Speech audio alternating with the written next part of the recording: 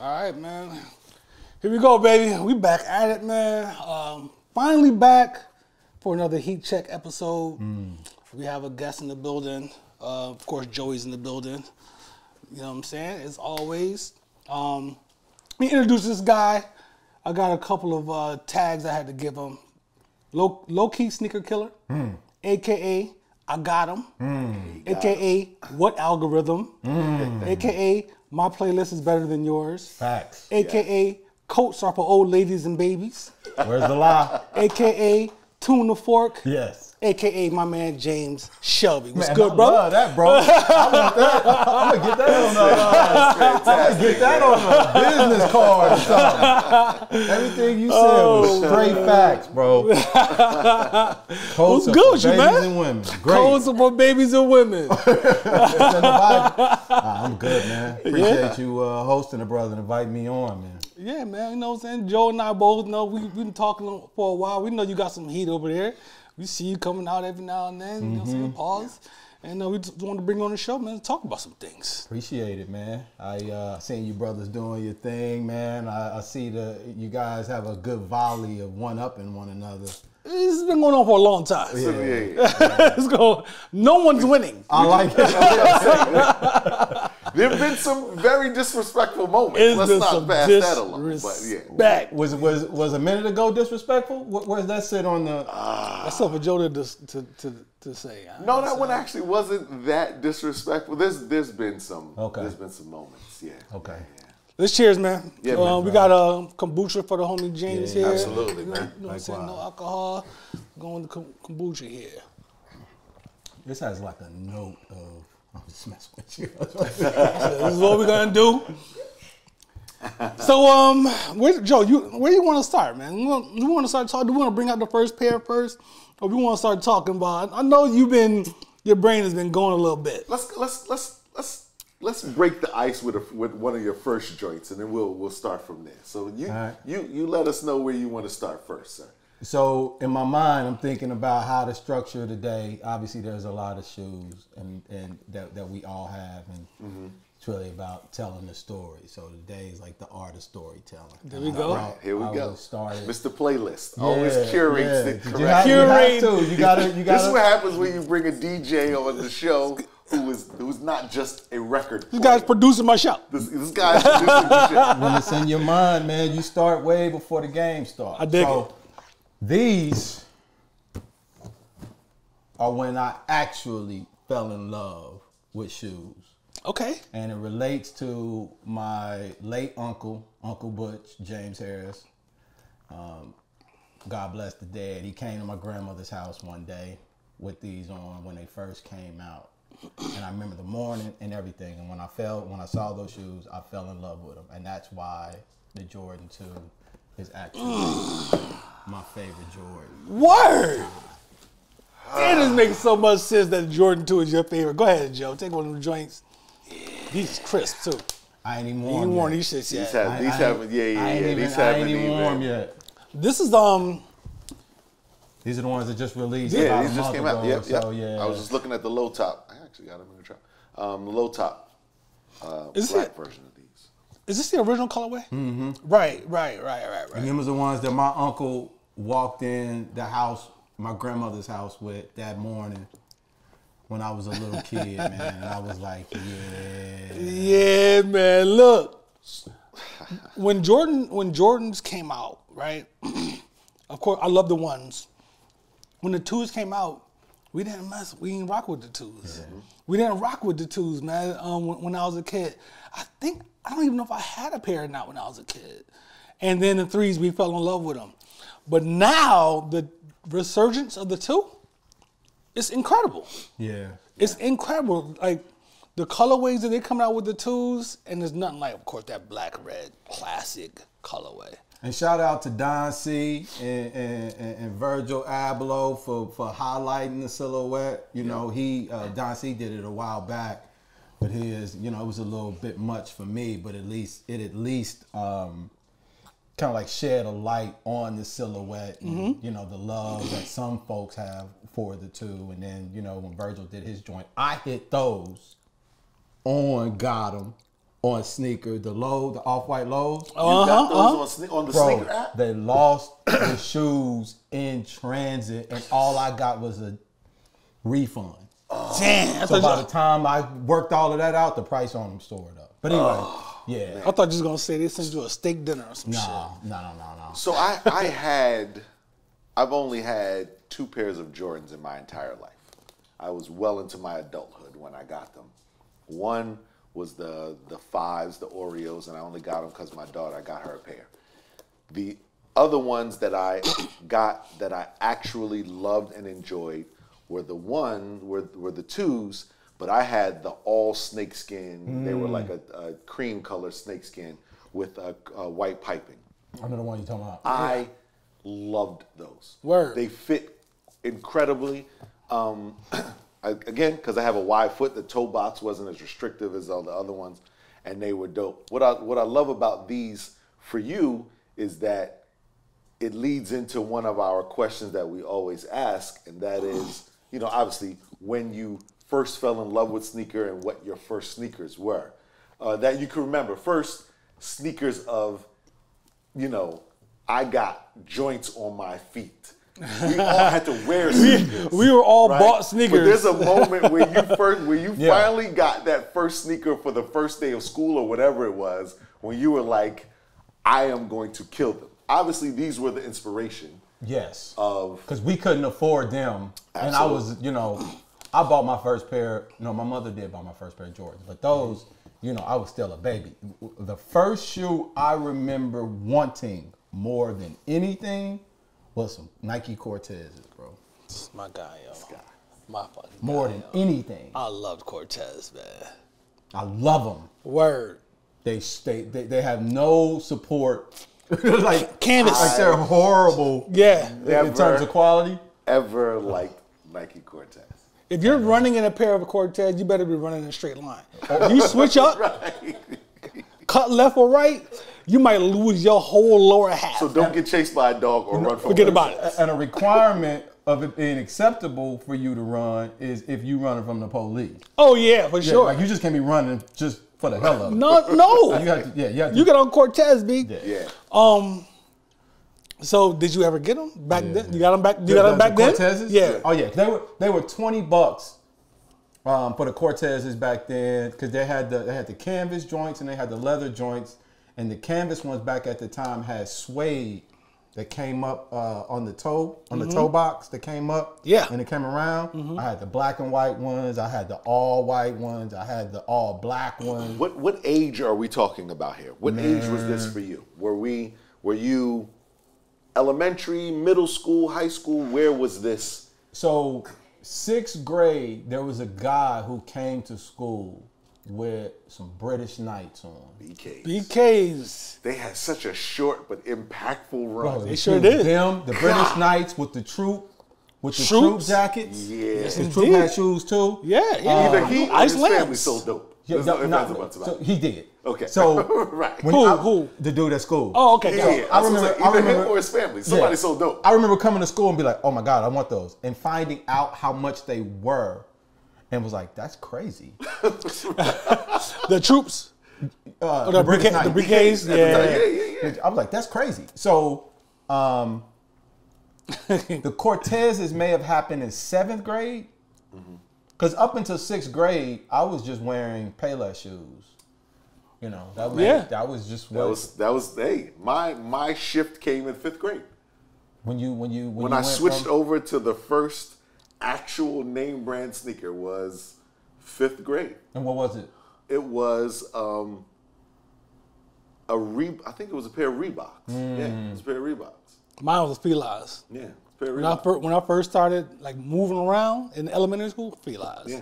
First joints. But white ones with the blue and red stripe and the blue soles. I went to a small little Christian school, and so we wore uniforms. And so my parents just got me the exact same pair of Olympias from Favor. From Favor, the exact same pair every time. I just got the next size up. I just kept getting the next size up until I left Larchwood Seventh-day Adventist Elementary School and went to my first public elementary school in 5th grade. But you didn't feel like shame or anything because you didn't know any. You didn't know. I didn't know any better. Yeah, you didn't know. Yeah, I didn't know any better. But you know quick. I knew people when in the neighborhood had joints. Don't get me wrong. Like I knew those were Reeboks and I knew mine were Favorite. But nobody cared at that space. So you said like up to a certain point you were on the Payless scheme. Did you notice other people with sneakers and stuff when you were doing in that space? I did, man, but everybody was pretty much the playing field was so level. Yeah. I remember having way more interest in like the games people had. Exactly. The bikes that they were riding. Yeah. That was it. That kind of stuff. Do you think hip hop made you more aware of sneakers? No, I think girls and age did. Yeah, age and girls. It wasn't so much hip hop. I mean, it would have been anything. But once I realized I had to get I was paying attention to the girls, which means now it's kind of like Adam and Eve biting the apple, right? Like, oh, now we're naked. You know what I mean? Oh, now I have on Olympias from Favor. Yeah. Like, The guy, the curly head guy, Curtis, that was his actual name, on the bus. He remembers Curtis' name. Curtis was getting all the chicks, right? So I got to look at what he's wearing, some Reeboks or something else. I can't compete with the Favors. That's just what it is. For me, it was hip hop, but it was like seeing the reflection of hip hop in person. So I saw it. We had a dude that had everything, right? He had everything. He would go to the city and come back with sheepskins. He'd come out with Cortez, but do you remember when Nike had Escapes back in the day? That sounds familiar. He had a series called Escapes. People have brought that up, but I don't remember that. He came back. We had Cortez. He comes with some Cortez that was all suede, tan suede with a brown stripe. It was like, yo, what is going on? Sheepskin to match. Ooh. You know what I'm saying? The light brown sheepskin with the dark. And that's what we were seeing on TV and stuff like that. And here he was in the flesh. So indirectly, hip hop did have an influence for me. And I would say more specifically, it was the hustlers, the drug cats, because what hip hop was emulating, I feel at that time, is what was happening with the drug, absolutely, with the hustling and stuff. Yeah. So we just so happened to be emulating hip hop because that's what hip hop was emulating. Everybody was looking at the drug dude, You're 1,000% the hustler. So correct. whatever he was doing, that's what everybody wanted to do. Whatever he was wearing, he had the gold chain, he had the herringbone, he had the Figaro, he had the Dookie rope. That's what he got. So that's what I wanted. Your uncle though, right? So you said you guys were doing the Payless thing. Unc comes around with these joints on. Unc was getting money. Yeah. So he had joints. Yeah, he was a shoe. He was the dude that had the Jordans. He was the dude that had the. My mother's the oldest of 9 kids, and my uncle, this one, he's the second oldest of the 9. So he was the one who was coming in high all the time, bro. And this was a time, like, it's important to note that at the time you were wearing the 1s and the 2s. Like, I'd like to frame him where he was. Like, you had to be a certain type of person to be able to wear these and move around in these. I think those were $100.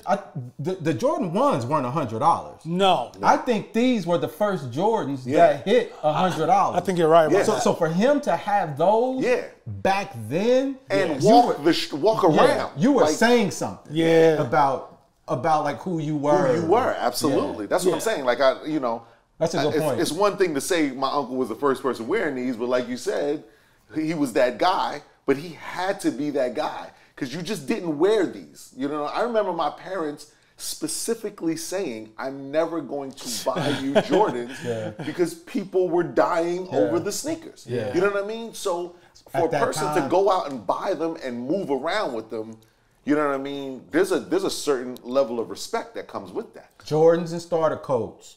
You had to come up off of them, depending on where you were at the time. And where you from? Tell the people where you Kansas City, Missouri. So, absolutely. Yeah. So out there, y'all had was it a big hip hop culture out there back then? It was more drugs. Okay, so you had that. So you had the flashiness and the people with, and then you had the people without. and whatnot. So your uncle's your influence. Did he ever know that you like No. caught? No, he never knew. No, and this is my first pair ever of getting them. I've been waiting. Is he still around? No, he passed away. Oh, okay. He had an asthma attack. You did say that. I'm sorry, not asthma attack. Brain thing. But I was waiting to get them when I bought this two lows, the off whites. That would have been the first pair I ever owned. But I always been looking for them and was waiting to grab them. Yeah.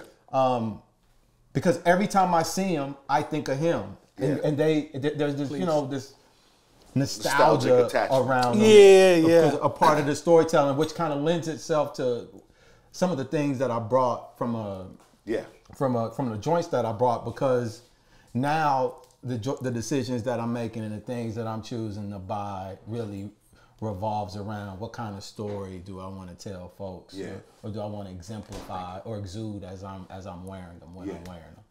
So let's before we get too far, let's actually talk about this sneaker, right? Like there are pieces on it that I didn't realize existed, because remember, like I said, the ones that I had were all snakeskin, so it was the same thing all the way around, right? There's this rubber across the back, which is dope, which is a different contrast because there are three different textures here, right? So you've got this rubber that captures this whole little space here, all the way around. Obviously, there's white, and then the red is that layered on top of it, or did they just paint that? It looks like it. So if you rub your finger right there, I feel like it's just painted. Okay. All right. So it's just painted to the red. But then you've got this snakeskin piece. We'll go with that, or alligator, or reptile. Let's go with reptile because we can't identify it. And on these, from what I understand, that's actually embossed. That was a separate material on the originals. That was a separate quality of leather. Now this is just an embossed version of that. From what I understand. Nice. And then you've just got the plain smooth butter all the way the rest around. Yeah. That's just it's a lot of cushion. A lot of cushion on these shorts too. So. All of this here it's actually like a basketball sneaker. Yeah. Like you're really supposed to play ball in. It's a classic high top basketball shoe.